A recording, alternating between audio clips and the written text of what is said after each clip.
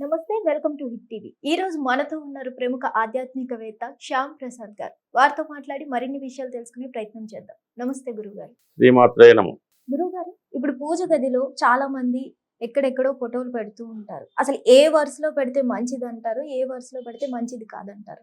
సరేనమ్మా, ఇది తెలుసుకోవాల్సిన విషయమే. ఉమ్, అసలు సాధారణంగా పూజ గది ఎక్కడ ఉండాలి, ఏ ప్లేస్లో ఉండాలి అన్నది కూడా ఇంపార్టెంట్గా మనం గమనించవలసి ఉంటుంది. ఉమ్, సాధారణంగా ఈ మధ్య వచ్చినటువంటి గృహాల్లో చిన్న చిన్న గృహాలు అయినప్పుడు వారు వంటగదిలోనే చిన్న పూజా మందిరాన్ని ఏర్పాటు చేసి అక్కడ మనకి పూజ చేసుకోవడానికి ఏర్పాటు చేసుకున్నారు. ఉమ్, సాధ్యమైనంత వరకు అటువంటి ప్రదేశాల్లో ఈ పూజ అన్నది చేసుకోవడం అన్నది అంత శ్రేయస్కరం కాదు. ఎందుకంటే మనం ఆ వంటకాలు అనేక రకాల వంటకాలు చేస్తుంటాం కాబట్టి అక్కడ 90% చేసుకోకుండా ఉంటేనే మంచిది. ఉమ్, మరి సాధారణంగా ఒక పూజ గది, ఒక డబుల్ బెడ్రూమ్ ఫ్లాట్ అది ఉన్నప్పుడు కొంతమంది ప్రత్యేకంగా పూజ గదికి ఇంపార్టెన్స్ ఇస్తూ ప్రత్యేకంగా పూజ గది ఏర్పాటు చేసుకుంటున్నారు. అయితే పూజ గది ఏర్పాటు చేసుకున్నప్పుడు ఆ పూజ గది టాయిలెట్తో కలిపి ఉండడం కానీ, అంటే పక్కన వెనక టాయిలెట్ ఉండకూడదు. ఉమ్, అలాగే మన పూజ గది ఎదురుకుండా కూడా టాయిలెట్ రాకూడదు. అంటే ఆ నెగిటివ్ ఎనర్జీ రాకుండా పర్ఫెక్ట్ ప్లేస్లో ఉంటే మన మనసు కూడా కాన్సన్ట్రేషన్ అవుతుంది. అలాగే మనది 2 అంతస్తుల మేడ అయినప్పుడు ఈ టాయిలెట్, అదే మన పూజ గది పైన టాయిలెట్ లాంటివి ఉండకుండా ఒక పరిశుభ్రంగా ప్రశాంతంగా ఉన్న విధంగా మనం పూజ గది ఏర్పాటు చేసుకుంటే అందులో ఆటోమేటిక్గా దైవత్వం ఏర్పడి దాని తగ్గ పాజిటివ్ ఎనర్జీ అక్కడ రావడం జరుగుతుంటుంది. సాధ్యమైనంత వరకు మన గృహంలో ఈశాన్య భాగంలో కానీ తూర్పు భాగంలో కానీ పూజ గది ఏర్పాటు చేసుకుంటారు. మనం పూజ చేసినప్పుడు తూర్పు వైపు చూసి కానీ ఉత్తరం వైపు చూసి కానీ పూజ చేసుకుంటూ ఉంటాం. ఇది పూజ గది ముందుగా ఏర్పాటు చేసుకుంటాం. ఉమ్, కామన్గా పూజ గదిని కూడా ఎప్పటికప్పుడు శుభ్రంగానే, అంటే ఆ ముందు రోజు పూజ చేసిన మాలిన్యాన్ని అంతా ఉదయం శుభ్రం చేసిన తర్వాత మాత్రమే మనం పూజ ప్రారంభించాలి తప్ప ఉమ్, ఆ పాత పువ్వులు అవి ఉండగానే మళ్ళా ఆ నూనెలోనే దీపం వేసి అలా చేయకుండా ఉమ్, ఎప్పటికప్పుడు ఫ్రెష్గా మాలిన్యాన్ని తీసివేసి దీపాలు శుభ్రం చేసి పూజ గదిని సిద్ధం చేసుకోవాలి. అసలు ఎన్ని రోజులకి ఇలా క్లీన్ అది ఏ రోజుకి ఆ రోజు క్లీన్ చేసుకోవాలి. ఏ రోజు మీరు కాదు. చెప్పిందంటే మొత్తం ఫోటోలు గిటోలు అన్ని క్లీన్ చేయనప్పుడు అమావాస్య ఉమ్, రోజు క్లీన్ చేసి ఆ రోజు సాధారణంగా వచ్చి మర్నాడు నుంచి మళ్ళీ ప్రారంభించుకుంటారు. ఆ క్లీనింగ్, మెయిన్ క్లీనింగ్ అన్నది అమావాస్య. ఉమ్, మామూలుగా మాత్రం రోజు మనం ఎలాగైతే క్లీన్ చేసుకుంటాం పూజ గదిని కూడా కంపల్సరీగా రోజు క్లీన్ చేసి పాతదంతా పాడేసి మళ్ళీ కొత్తగా పువ్వులే పెట్టుకొని కొత్త దీపాలు పెట్టుకొని పూజ చేసుకోవాలి. ఉమ్, సో అది ఏర్పాటు చేసుకోవాలి. కంపల్సరీగా విఘ్నేశ్వరుడు మాత్రం కంపల్సరీ, ఉమ్, వినాయకుడి ఫోటో అన్నది కంపల్సరీగా ఉండవలసి ఉంటుంది.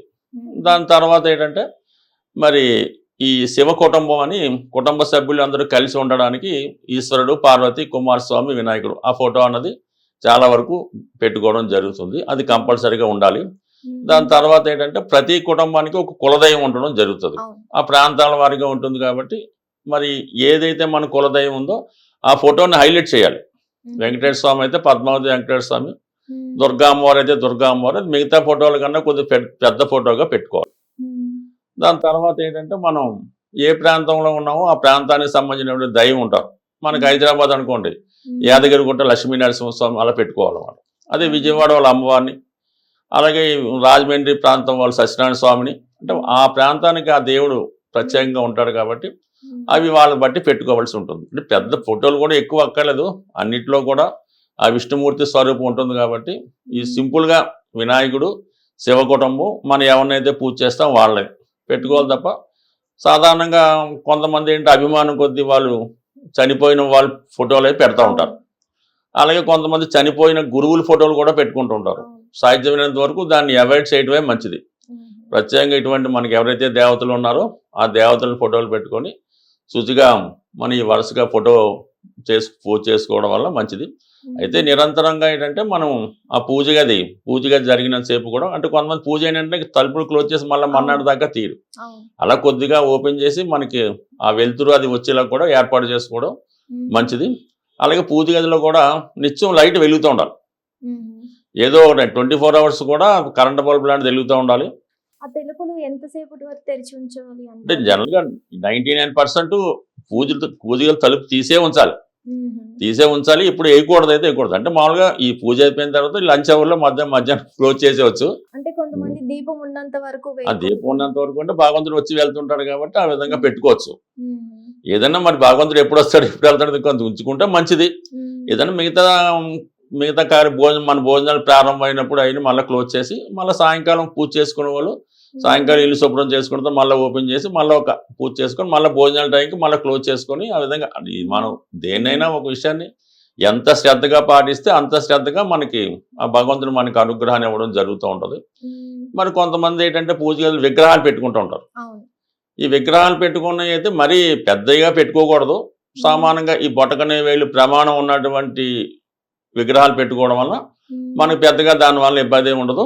ఈ నైవేద్యం అన్నది మన స్థాయిని బట్టి పెట్టాలి తప్ప కంపల్సరీగా పూజ చేయనప్పుడు మాత్రం ఈ దీప నైవేద్యం అంటే మనకి అగరబత్తి ద్వారా వెలిగించడం వల్ల వాయుతత్వం అది పాసే శని భగవానుడు కరుణించడం, శివుడి యొక్క అనుగ్రహం కలుగుతూ ఉంటుంది. ఈ దీపం వెలిగించడం వల్ల అంటే అగ్నితత్వం ప్రజ్వలిల్లి కుజుడి ప్రభావం మనకు రావడం వల్ల మనిషిలో ఒకటువంటి ఆయుష్ పెరగడం, అతనిలో వేగం పెరగడం జరుగుతూ ఉంటుంది. ఈ ప్రసాదం పెరగడం వల్ల ఏంటంటే ఈ భూతత్వం అది యాక్టివేట్ అయ్యి అందులో ఇంట్లో వాళ్ళందరికీ ఇబ్బంది లేకుండా ఉండడం జరుగుతూ ఉంటుంది. ఈ విధంగా మనం పెట్టే ప్రసాదాలు కూడా ఒకసారి వర్కౌట్ అవుతుంటాయి అన్నమాట. అందువల్ల ఈ కొబ్బరికాయ అన్నది మన ఆత్మ సాక్షాత్కారానికి గుర్తవుతుంటుంది. కంపల్సరీగా ప్రతిరోజు కొబ్బరికాయ కొట్టకపోయినా ఏదో ఒక బెల్లం ముక్క లాంటి ప్రసాదం అన్నది పెట్టడం వల్ల నిరంతరం అది జనరేట్ అయ్యి అందరికీ కూడా అంటే భగవంతుడు ఏంది ఒక చిన్న అన్నం మెతుకుతో మొత్తం అందరు ఆకలి తీర్చినటువంటి విషయం మనకు తెలుసు శ్రీకృష్ణ పరమాత్ముడు. కాబట్టి మనం భగవంతుడు పెట్టింది కొద్దిగా అయినా అది మనస్ఫూర్తిగా పెట్టడం వల్ల ఆ చుట్టుపక్కల వాళ్ళందరికీ కూడా చాలా ఆసక్తికరంగా ఉండే అవకాశం ఉంటుంది. బట్ అలాగేంటంటే మనం ఏదైనా కొన్ని ఊర్లో అవి వెళ్తుంటాం. ఈ ఊర్లో అవి వెళ్తున్నప్పుడు ఎలా ఉంటుందంటే మనకి పూజ కంప్లీట్గా క్లోజ్ చేస్తూ ఉంటారు. అది ఎవరికి అప్పచెప్పడం అది పెద్దగా కుదరకపోవచ్చు. అయితే కొంతమందికి ఏంటంటే ఈ కొన్ని సాల గ్రామాలని ఈ శివలింగ లాంటివి ఉంటాయి. అవి ఏం చేయాలంటే అవి మామూలుగా ఏదైనా ఒక అందులో వాటర్లో పెట్టి ఉంచేవచ్చు. కొంతమంది బయట తులసుకోవడం కింద అది పెడతారు, కానీ అలా పెట్టుకోకూడదు. మనలో శివలింగం కానీ శ్రీచక్రం మేరు కానీ అలాంటివి ఉన్నప్పుడు చక్కగా మంచి వాటర్లో అందులో నిమజ్జనం చేసేస్తే మళ్ళీ వచ్చిన తర్వాత శుభ్రం చేసుకొని ఆ విధంగా చేసుకోవచ్చు. ఆ విధంగా మనం ఈ పూజ గదిని శుభ్రంగా ఉంచడం అన్నది నెంబర్ 1. ఈ ఫోటోలు అన్నది ఈ విషయం ఏదైనా దైవానికి సంబంధించిన ఫోటోలు మాత్రమే ఉండాలి తప్ప ఇది మన పెద్దలైనటువంటి గురువులు వాళ్ళు లేకుండా పవిత్రంగా ఉంటే మన గది తలిపినంటే అందులో ఒక ఆస్పేస్గా మనకు ఒక పాజిటివ్ ఎనర్జీ రావాలంటే దాన్ని ఎంత శుచిగా ఉంటే చూడాలి. అలాగే ఈ మాలిన్యం ఏ రోజుకి ఆ రోజు క్లీన్ చేసుకోవాలి. కొత్తగా ఇప్పుడు కూడా పాత ఉంచకూడదు, ఇంకా కంప్లీట్గా తీసేసి మళ్ళీ కొత్తగా చేసుకుంటేనే అక్కడ ఒక విధమైన జనరేట్ అవుతుంటుంది పాజిటివ్ ఎనర్జీ. చూడగానే ఒక దైవత్వం అక్కడ ఉన్నట్టు కనబడుతూ ఉంటుంది. ఏదైనా శ్రద్ధగా చిన్న విషయం చేసినా అనుకూలంగానే ఉంటుంది, అదే ఇబ్బంది లేదు. అలాగే ఏంటంటే కామన్గా ఈ స్త్రీలు ఇంట్లో గది రానప్పుడు 90% 5 days పూజని అవాయిడ్ చేయడం మంచిది. సాధారణంగా పూజ అన్నది ఇంటి యజమానే చేయవలసి ఉంటుంది. ఆ యజమానురాలేమో సహకరిస్తుంటారు. కారణాంతరాల వల్ల యజమాని ఊరు వెళ్ళినప్పుడు యజమానురాలకి పూజ చేసే అర్హత వస్తుంది. ఈ విధంగా చేయవలసి ఉంటుంది. లేనప్పుడు పిల్లలు కూడా కంటిన్యూ చేయొచ్చు. ఏది చేసినా దైవం మాత్రం ఇది విషయం మెయిన్. మన కులదైవం ఇంపార్టెంటు, విఘ్నేశ్వరుడు ఇంపార్టెంటు, ఈ శివ కుటుంబం ఇంపార్టెంటు. సింపుల్గా పెట్టుకుంటే చాలు. స్వస్తి. హిట్ టీవీ యాప్, ఇందులో short news, live news, entertainment shows, movies, digital magazines తో పాటు మీ జిల్లా వార్తలను కూడా ఫ్రీగా చూడొచ్చు.